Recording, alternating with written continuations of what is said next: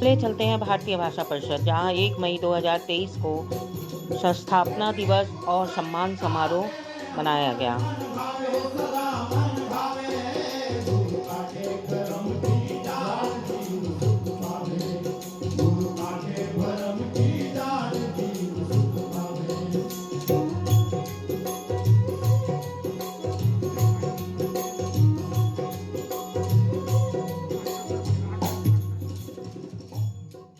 इस सम्मान समारोह में कुसुम खेमानी जी का सम्मान किया गया और उनकी पुस्तक का लोकार्पण किया गया।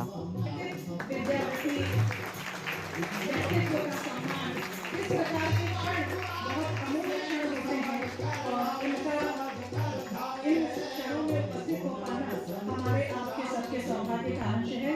मैं आदरणीय डॉक्टर शंभुनाथ जी से आग्रह करती हूँ इन पुष्पों की गति रहे। सांस्कृतिक सेतु के बिमला पोदार जी समर्पित कर रही हैं।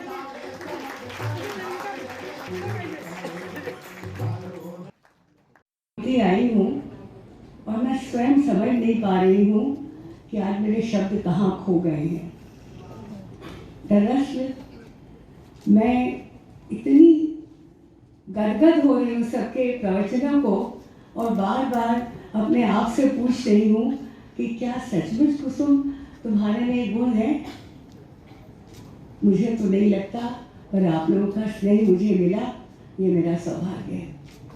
मैं कहना चाहूँगी कि सीताराम जी बाबूजी की आभासी छाया में ही मैं पली बढ़ी हूँ और उनकी जो तीखी नजरें मुझ पर रहा करती थी वो मेरी छोटी से छोटी उपलब्धि और गलती को पकड़ लेती थी। इसलिए हम लोग बहुत सतर्क रहते थे, पर साथ ही वो हमें ऐसे पल भी देते थे कि हम आकाश की ऊंचाइयों को नाप सकें। ये थे सीताराम जी सेठरिया। बचपन से आप देखिए कि हम जिस वक्त अंग्रेजी माध्यम में पढ़ने का फैशन था, मेरे घर वाले मेरे भाई सब पढ़ते थे, मुझे भी डाल दिया गया इंग्लिश में। सीताराम बाबूजी ने आओ देखा न ताओ मुझे स्कूल से उठाया और मारवाड़ी बालिका विद्यालय में भर्ती करा दिया। एक मिनट माने आप ये सोचिए उनका साहस, क्योंकि उन्हें इतना विश्वास था अपनी बात पर, अपने देश पर, अपनी भाषा पर इतना गर्व था कि उन्होंने आज के दिन तो मैं सोचती हूँ ऐसा स्नेह किसी को नहीं मिलता है। आज मैं जो कुछ हूँ अगर मुझ में अच्छा है तो सीताराम जी सेठरिया की देन है। आप सबका प्रेम है और मैं कुछ भी नहीं हूँ। अगर आप मुझे आप लोगों को थोड़ा हंसा भी दें। अभी संदीप जी ने कहा कि कुसुम जी 100 सालों तक जिए, तो मैं उनसे कहती हूँ कि वो मेरी सीमा क्यों कर रहे हैं आयु की। मैं तो 1000 सालों तक जीऊंगी। आप सबों का प्रेम ऐसे मिलता रहा तो मैं तो जाऊंगी नहीं धरती से। जब वो लेने आएंगे तो मैं कहूँगी नहीं मैं नहीं चलूंगी, अभी मुझे बहुत प्रेम मिल रहा है, जाओ। आप सबको बहुत बहुत धन्यवाद। मैं सच्चे मन से आप सबको प्रणाम करती हूँ। सच मैंने ऐसा सोचा नहीं था कि आप लोग मुझे इतना प्रेम करते हैं। मैं बहुत धन्य हूँ और धन्यता बोध में मैं क्या कहूँ, मैं बहुत धन्य हूँ। आए हैं अंतर्राष्ट्रीय ख्याति के गायक टिपाणिया जी और बहुत सफल संचालन किया रायश्री जी। सबसे पहले मैं तो धन्यवाद देना चाहता हूँ सूर्य प्रसाद दीक्षित जी को, इन्होंने प्रेम के कारण उतनी दूर से आकर के इस सम्मान समारोह में हिस्सा लिया। संदीप अवस्थी जी और दूर से अजमेर से आकर के उन्होंने अपना प्रेम, स्नेह, सहयोगिता व्यक्त की। मैं कुसुम जी की इस बात से सहमत हूँ कि 1000 साल भी एक इंसान जी सकता है भारत की धरती पर, बशर्ते वो कर्म करे। सीताराम सेक्सरिया एक ऐसी शख्सियत थे जो स्वाधीनता संग्राम में 3.5 साल जेल में थे। यहाँ बहुत से लोगों को मालूम नहीं होगा।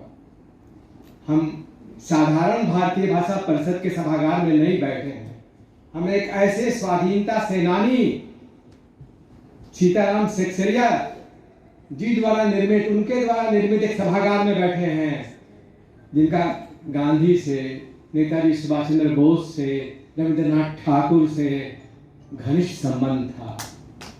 ये हमारे लिए गौरव की बात है। सबसे जो बड़ा काम कुसुम जी ने किया, 1000 साल भी कम हो गए, वो ये है कि हिंदी सबको जोड़ने वाली भाषा है। उन्होंने भारतीय भाषा परिषद को हिंदी का एक ऐसा आंगन बना दिया जहां तमाम भारतीय भाषाएं आकर के इकट्ठी होती हैं। उन्होंने जो हिंदी को भारतीय भाषाओं का आंगन बनाया, इस एहसास से हम आप सब गुजरते भी। हाल में 8 अप्रैल को पुरस्कार समारोह हुआ था जिसमें मराठी के, उड़िया के, मणिपुरी के, राजस्थानी के, बहुत सी भाषाओं के साहित्यकार यहाँ आए, तेलुगु के आए थे।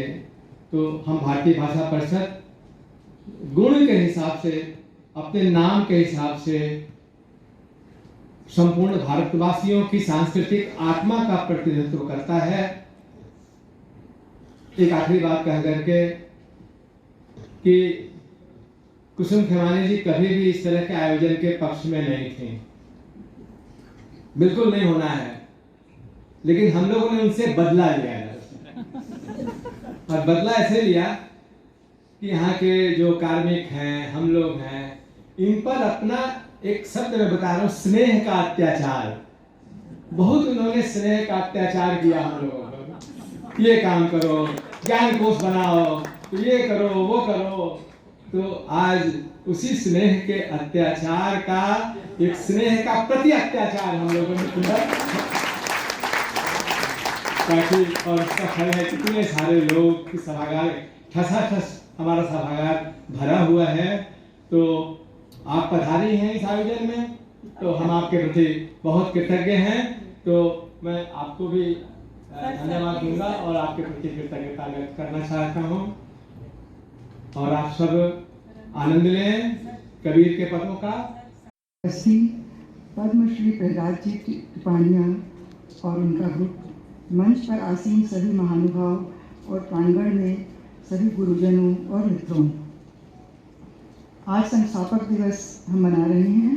ये बहुत ही संस्था का महत्वपूर्ण दिन होता है। हम स्मरण करते हैं, हमारे पुत्री के नाम से जानी जाती हैं और आज भारतीय भाषा परिषद उनके साहित्यिक योगदान के लिए उन्हें सम्मानित कर रही है। परिषद के ही नहीं, अनेकानेक संस्थाओं के संस्थापक श्री सेक्सरिया जी पूर्णतः मातृभाव को समर्पित थे। उन्होंने महिलाओं के भी किया। उनके हर संकल्प को उनके प्राण सखा श्री भागीरथ जी कानोड़िया ने कार्य रूप में रूपांतरित किया। दोनों महापुरुष रविंद्रनाथ और गांधी जी के भक्त थे। मुझे दोनों महापुरुषों का सानिध्य मिला, यह मेरा सौभाग्य था।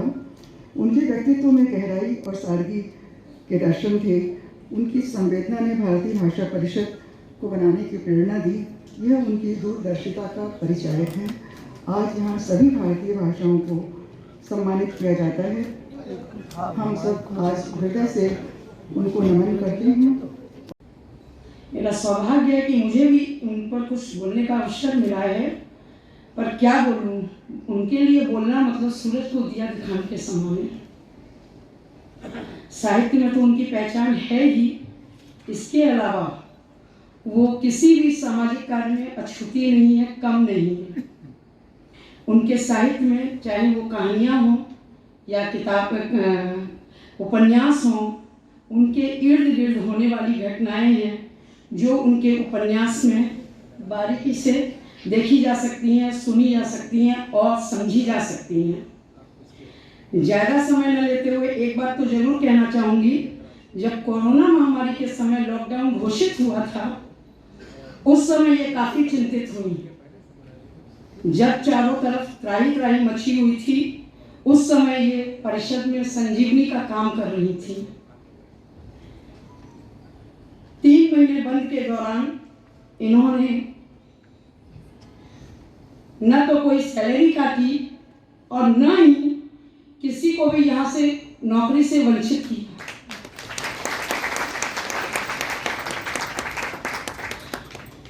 इन्होंने फुल सैलरी पे के साथ साथ इन्होंने इनसे जो बन पड़ा, इन्होंने अपनी तरफ से उनकी सबकी मदद की। ऐसा उन्होंने नहीं सोचा कि कौन छोटा है कौन बड़ा है, सबको बराबर तरीके से उन्होंने अपनी तरफ से जो उनसे जैसे उस महामारी के अंदर भी जैसा बन पड़ा, उन्होंने अपनी तरफ से भारी भरसक कोशिश करके और सबको जीवित बनाए रखा। उसी दौरान जब इन्हें पता चला कि पार्क स्ट्रीट में एक डायलिसिस सेंटर चल रहा है, उस डायलिसिस सेंटर में डॉक्टर फवाद हलीम 150 रुपये मात्र में एक संस्था चला रहे थे, हॉस्पिटल चला रहे थे, जो डायलिसिस करवा रहे थे। ये कहाँ चूकने वाली थी? इन्होंने तुरंत 1.25 लाख रुपए का चेक बनाया, अमृता जाकर के देकर आओ। उस महामारी में अमृता और डॉक्टर केयूर मजूमदार जी गए और ऐसा लग रहा था जैसे भूतों के डेरे में हम लोग आए हुए हैं, क्योंकि उस महामारी के अंदर में सभी लोग अपने तरीके से किट के अंदर में थे। इसलिए हम उनके कर्तव्य को सुरक्षित रखते हैं, इसीलिए उनकी जयंतियां मनाते हैं, इसीलिए समय समय उनकी गोष्ठियां आयोजित करते हैं। दूसरा उद्देश्य होता है साहित्य के माध्यम से हम एक मनुष्य बनाएं, मनुष्य भाव का विकास करें। साहित्य पढ़कर अगर मानवीय संवेदना न पैदा हुई, अगर जीवन के उदात्तीकरण का प्रयास न हुआ और बृहत्तर मूल्यों के प्रति मन में आकर्षण न पैदा हुआ, तो साहित्य का कोई अर्थ नहीं रह जाता। फिर तो अखबार पढ़ लेना ही पर्याप्त होगा। साहित्य से जो मानुष भाव प्राप्त होता है वो उसकी सबसे बड़ी उपलब्धि है। तो इसलिए साहित्यिक संस्था का एक बड़ा उद्देश्य यह होता है, अपने आयोजनों द्वारा, चाहे वो कार्यशालाएं हों, चाहे संगोष्ठियां हों, चाहे पत्रिका का प्रकाशन हो, और चाहे विभिन्न अभियान, पुरस्कार और प्रोत्साहन संबंधी कार्यक्रम, सब उसी से प्रेरित होते हैं। हिंदी का एक महत्वपूर्ण उद्देश्य है, क्योंकि वो संपन्न भाषा के रूप में, राष्ट्रभाषा के रूप में उस पर दायित्व आया हुआ है कि पूरे भारत का सांस्कृतिक सेतु बनने का कार्य करे। सारी भाषाओं को, जितनी भगनी भाषाएं हैं, उनको अपने में जोड़े और सही अर्थों में भारत की भारतीय बनकर के चले। इसके लिए आज आवश्यकता महसूस की जा रही है। हमारे यहाँ विश्वविद्यालयों में भी ऐसे पाठ्यक्रम बनाए जा रहे हैं जिसको तुलनात्मक भारतीय साहित्य कहते हैं। जब तो विश्वविद्यालय से ही, आपके यहाँ से ही उसकी शुरुआत हुई है। धीरे धीरे इधर जो विश्वविद्यालय अनुदान आयोग की नीति है उसके अनुसार यह अनिवार्य प्रश्न पत्र हो गया है। उसकी शुरुआत भी इन्हीं संस्थाओं के माध्यम से हुई है। भारतीय भाषा परिषद का भी बहुत बड़ा उद्देश्य है। यह हिंदी भाषा परिषद नहीं है, ये बंगाली भाषा परिषद नहीं है। भारत में जो संविधान मान्यता प्राप्त वैधता कितनी है, उन भगनी भाषाओं का गुणधर्म क्या है, किससे आदान प्रदान किस रूप में किया जा सकता है, किससे सीखा जा सकता है, किसको दिया जा सकता है, ये तुलनात्मक अध्ययन का मुख्य विषय होता है। सौहार्द के सहारे ही राष्ट्रीय भावात्मक एकता पैदा होती है। आज की विषम परिस्थितियों में जब विघटन की राजनीति चल रही हो, धर्म भी एक तरह से राजनीति की रोटी सेकने लगा। साथ में सूरज प्रकाश ने उनके बारे में जो बात सबको नहीं मालूम थी वो बताई, और संदीप अवस्थी जी ने भी और उनके विषय में बहुत सारी बातें कही। और तीसरे समय समय पर होने वाली गोष्ठियों के कारण इस परिषद ने पूरे देश में अपना महत्वपूर्ण स्थान बना लिया। उसमें कुसुम जी का जो योगदान है वो उन्होंने अर्पित कर दिया इसके पीछे। जो लोग इन व्यावहारिक कार्यों से जुड़े हुए हैं, यदि कभी पत्रिका संपादन से संबद्ध रहे हैं या संस्था संचालन से संबद्ध रहे, वो जानते हैं कितना दुष्कर कार्य है। इस संस्था के माध्यम से एक पोस्ट ग्रेजुएट कॉलेज की कल्पना उन्होंने की, पत्रकारिता का, संचार विज्ञान का पठन पाठन यहाँ शुरू हुआ, एक बड़ा पुस्तकालय यहाँ शुरू हुआ, एक बहुत बड़ा प्रकाशन यहाँ शुरू हुआ। हर संस्था के सर्वांगीण विकास के ये दर्शन बहुकोणीय कार्य है। इसके लिए विजन की आवश्यकता है और विजन से ज्यादा एक मिशन की आवश्यकता है। मेरा मन कर रहा है कि मैं राजस्थान छोड़ के यहीं आके बस जाऊं। आप सबका इतना प्यार है, अपनापन है। सामान्यतः साहित्यिक समारोह के अंदर इससे 1/3 भीड़ होती है। मैंने कई जगह देखा है, लोग बाग बहुत कम रुचि दिखाते हैं। आपका ये कुसुम जी के प्रति स्नेह है और उससे बढ़कर कुसुम जी का आपके प्रति लगाव है, वर्षों का, दशकों की साधना है। इसलिए मैं चाहूंगा एक बार जोरदार तालियां हमारे कुसुम जी को। मित्रों, कुसुम जी का साहित्य प्रतिरोध का साहित्य है। मैं 5 मिनट साहित्य की बातें करूंगा मैडम के लिए और कुल 10 मिनट में बोलूंगा आपके बीच में। तो प्रतिरोध का साहित्य क्या है? प्रतिरोध का साहित्य ये है कि जो चीजें आपको अखरती हैं, चुभती हैं, आपको अजीब लगती हैं, उस पर कार्यवाही करना, उस पर बोलना, उस पर लिखना।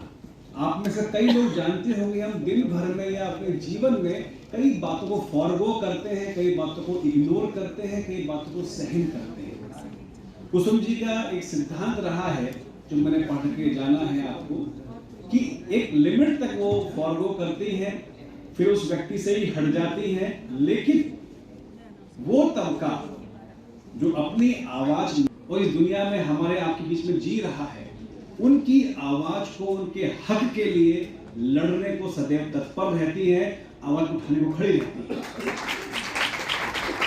ये बहुत बड़ी बात है। हम अक्सर सोचते हैं इस भौतिकवादी युग में हमारे पास सब कुछ है, वेल टू डू है, हमें क्या जरूरत है फला फला कमजोर व्यक्ति या तबके के लिए आवाज बनने की, उठाने की। हम नहीं उठाते अक्सर।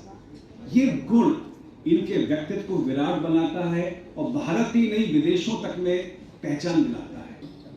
इनसे मैंने साहित्य में रुचि लेना सीखा, काम करना सीखा, सबसे काम लेना सीखा।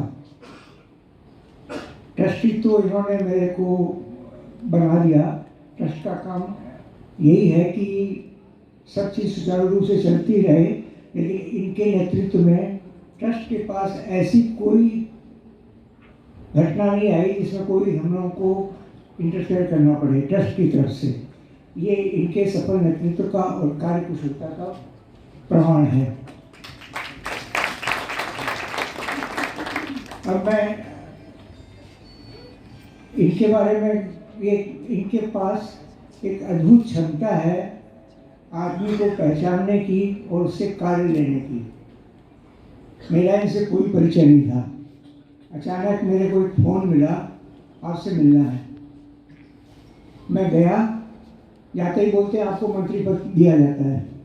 मैं इनको नहीं जानता, वो मेरे को नहीं जानती, मैं साहित्य को नहीं जानता, मेरे को पकड़ा दिया मंत्री पद देना है। और मैं सिर्फ इतना कह सकता हूँ कि इनके नेतृत्व में, इनके साथ काम करते हुए मुझे साहित्य में रुचि जगी, परिषद में रुचि जगी और शायद ये भी मेरे साथ मेरे कार्य से संतोष कर रही होंगी।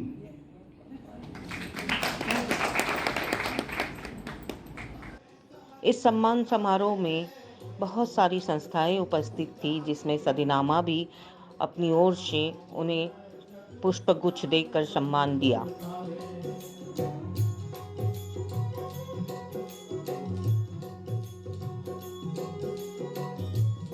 प्रहलाद टिपानिया जी का कबीर के ऊपर बहुत सुंदर गायन का भजन प्रस्तुत किया गया, जो निर्गुणिया भजन थे और लोगों को सब दिशाओं से मोह लिया था।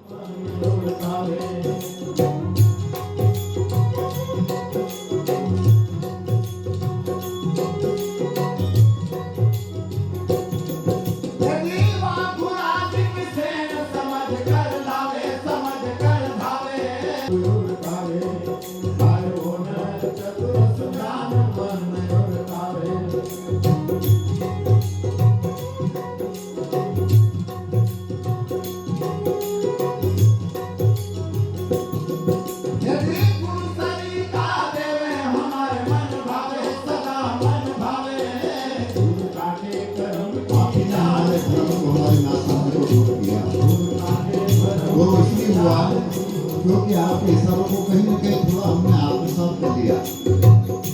इसलिए कहा है समझ कर लावे समझ कर धावे वही गुणर संत सुजान जीव गुणकावे गुणर चतुर सुजान मन गुणकावे।